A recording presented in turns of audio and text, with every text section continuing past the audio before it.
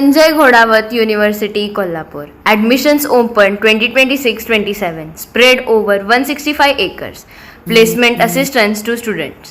Engineering and Technology, BTech, MTech, PhD, Aeronautical Engineering, Electronics and Communication, Civil Engineering, Computer Science and Engineering, Artificial Intelligence and Machine Learning, Artificial Intelligence and Data Science, Robotics Process and Automation, BCom, BBA, MBA, MBN, Fintech and Data Analytics, BCA, MCA, Full Stack Development, BSc Biotechnology, BSc Food Science and Technology, BSc MC Chemistry Physics, BA LLB, BBA LLB, LLB, BPharm, MPharm, BSc Clinical Research and Technology, B Design, Fashion Design, Interior Design, Product Design, Communication and Design. Kolhapur Sangli Highway, Ati Grade District, Kolhapur.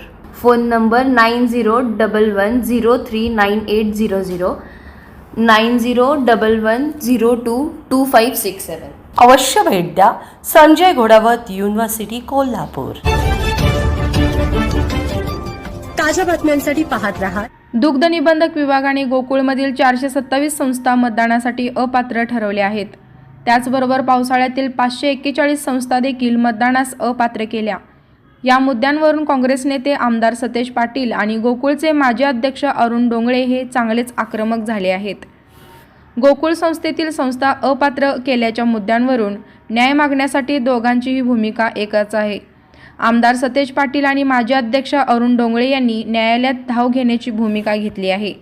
Gokul दूध संघ हे multi-state होऊ नये यासाठी आमचा लढा कायम असेल. तो जिल्ह्यातील शेतकऱ्यांचाच दूध संघ राहिला पाहिजे. संघातील चांगलीच विचारांची माणसे गेली पाहिजेत अशी भावनिक साथ घालत गोकुळमधील महायुतीतील भाविकाचा वाद आता दूध उत्पादक शेतकऱ्यांवर आला आहे. महायुतीच्या अंतर्गत वादाचा फटका 427 दूध संस्थांना बसला आहे.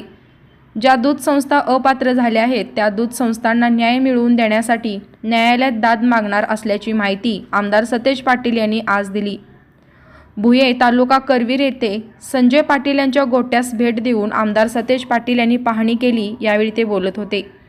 आमदार पाटील यांनी म्हणाले, गोकुळ दूध संघाच्या 5470 संस्थेची यादी अंतिम केली होती. यापैकी 1320 दूध संस्था अवसानायात असल्याची तक्रार महादेव दूध संस्थेने केली होती. विभागीय निबंधक यांच्या कार्यालयाअंतर्गत सुनावणी होऊन 427 दूध संस्था अपात्र करण्याचा निर्णय दिला आहे. भाविकाच्या वादात दूध उत्पादकांवर अन्याय केला जात असल्याचा आरोप आमदार सतेज पाटीलांनी केला. ज्या दूध संस्थांमुळे गोकुळच्या दूध संकलनात भरघोस वाढ होत आहे. आतापर्यंत ज्यांनी गोकुळसाठी कष्ट घेतले अशा दूध संस्थांना मतदानापासून वंचित ठेवण्याचे पाप महायुतीने केले आहे. गोकुळचे माजी अध्यक्ष अरुण डोंगळे हे सध्या मुंबईत आहेत. फोनवरून त्यांना संपर्क केला असता त्यांनी अपात्र झालेल्या संस्थेच्या विषयी तीव्र नाराजी व्यक्त केली.